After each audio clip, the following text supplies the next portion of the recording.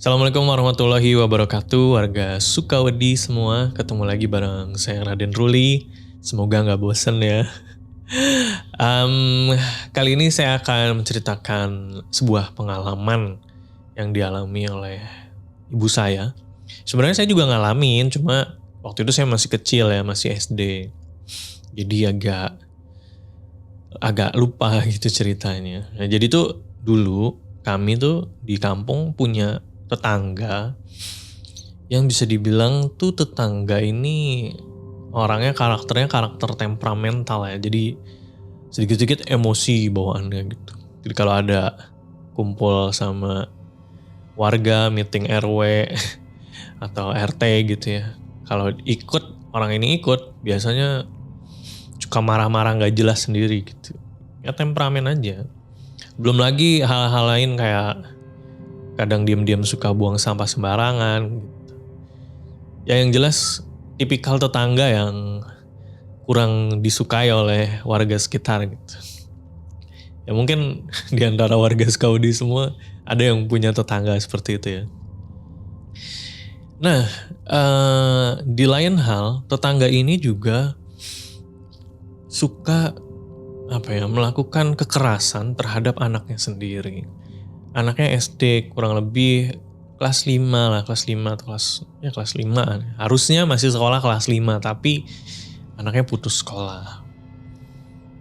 Ya, waktu itu saya umurnya di bawah anaknya si tetangga ini ya. Kita panggil aja namanya Putri ya, perempuan. Saya manggilnya dulu Kak Putri. Nah, si Putri ini putus sekolah karena memang kondisi keuangan si tetangga kita ini bisa dibilang kurang baik ya, secara finansial untuk hidup makan aja susah gitu. Sampai akhirnya Putri ini diputus sekolah gitu ya. Ya tiap hari bantu ibunya jualan gorengan segala macam. Cuma yang bikin ibu saya agak kurang hatinya tuh tidak enak gitu melihat seorang anak dipukuli oleh orang tuanya gitu. Makanya waktu itu ibu saya memberanikan diri untuk menawarkan Putri pekerjaan gitu ya. Pekerjaan ini sebenarnya pekerjaan rumah. Jadi bantu-bantu di rumah, bantu-bantu nyetrika, bantu-bantu beres-beres rumah gitu.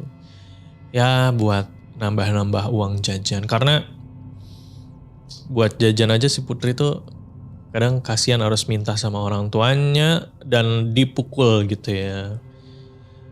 Padahal sih kalau nggak ada uang ya bilang aja lagi nggak ada uang gitu. Ini main tangan gitu. Mukulnya tuh kepala, badan gitu yang kayak ironis sekali gitu.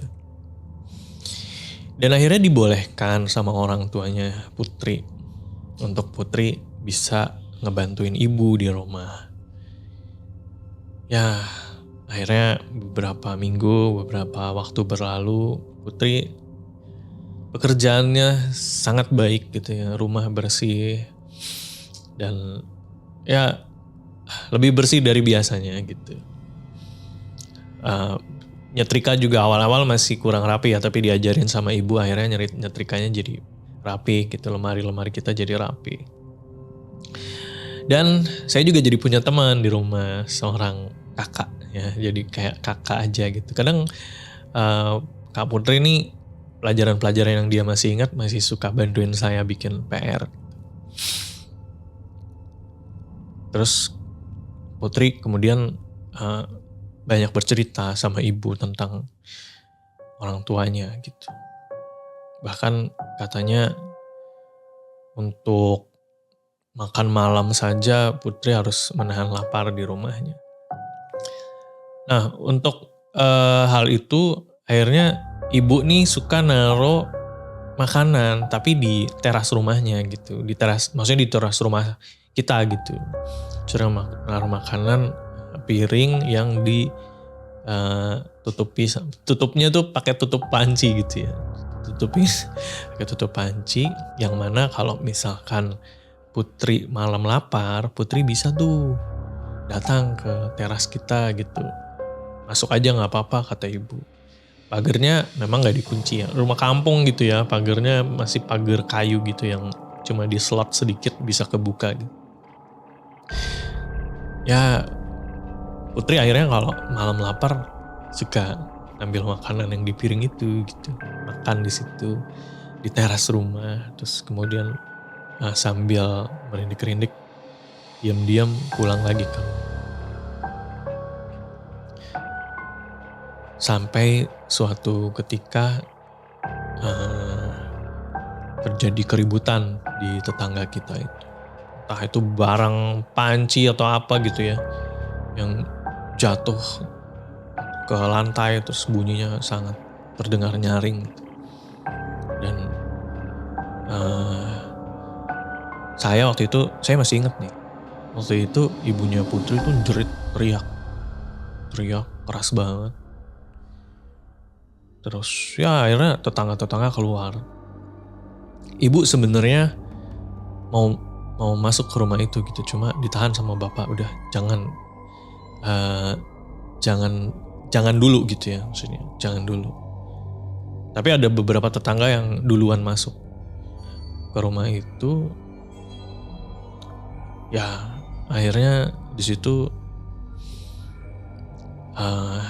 diketahui bahwa Putri ini dipukul sama bapaknya pakai benda tumpul yang entah apa ya waktu itu, lupa. Dan akhirnya karena gelap mata mungkin ya, mengenai kepala si Putri, dan Putri tersungkur mengeluarkan banyak sekali darah. Akhirnya dibawa ke rumah sakit dan ya naasnya Putri tidak tertolong waktu itu. Dan tetangga kami pun dipolisikan. Semenjak saat itu rumah si Putri itu kosong gitu. Ya kami sedih ya. Ibu apalagi gitu, ngerasa kehilangan, udah dianggap seperti anak sendiri gitu ya, karena tiap hari ngebantuin ibu. Hari-hari berlalu, waktu itu sebenarnya sih belum tengah malam ya, sekitar jam 10-an malam Jumat. Dan kalau udah malam di kampung kita tuh sepi memang ya. Ibu lagi keluar rumah. Waktu itu kemana ya lupa sih. Cuma yang jelas ketika ibu sudah balik lagi ke rumah, ibu melihat di pojok teras di mana ibu suka menaruh piring untuk Putri makan malam, di situ ibu melihat Putri sedang jongkok dan menangis di situ. Agak emosional ceritanya ya. Terus si ibu nih seakan lupa gitu kalau Putri itu udah gak ada. Akhirnya ibu ngedekat, terus ibu ngelihat ada darah dari dahinya yang mengucur gitu. Dan seketika ibu ingat kalau astagfirullah, Putri udah gak ada gitu. Terus kemudian ini siapa? Si ibu nih refleks ya, ngajak ngomong si Putri. Putri, kenapa kamu kesini? Ibu udah gak nyediain makan.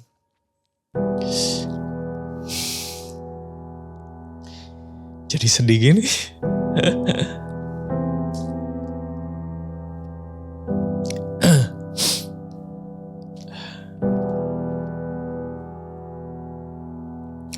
Ibu udah gak nyediain makan. Mendingan kamu pulang aja. Pulang tempat kamu bisa pulang gitu. Terus si Putri jawab. Si Putri ini jawab loh. Terus si Putri cuma jawab gini, takut Bu. Takut katanya gitu. Akhirnya ibu bilang, Putri kita udah beda alam, udah beda dunia. Dan lebih baik kamu jangan main-main lagi di sini. Karena ini bukan tempat kamu. Terus ibu bilang gitu. Dah, ibu pulang, masuk ke rumah, terus ya cuci pintu segala macam, terus masuk ke kamarnya. Ibu cerita paginya ke saya sama ke bapak. Kalau malam bla bla bla bla ketemu Putri segala macam. Dan semenjak malam itu udah nggak ada lagi sih kemunculan sosok yang menyerupai Putri ya. Yang jelas itu bukan Putri karena Putri sudah meninggal dan orang yang sudah meninggal tidak bisa lagi kembali.